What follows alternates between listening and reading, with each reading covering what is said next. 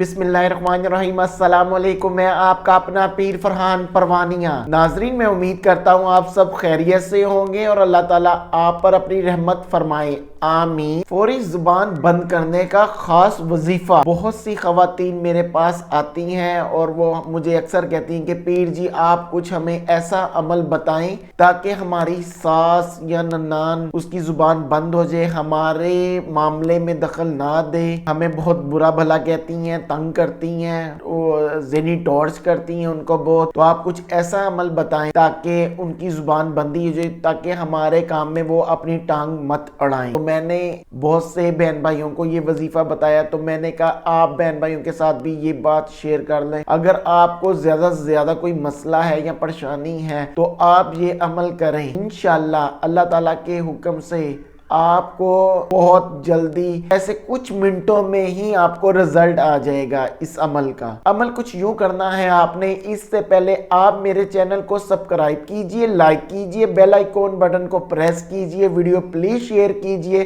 تاکہ اور بہن بھائیوں کے پرابلمز حل ہو سکے۔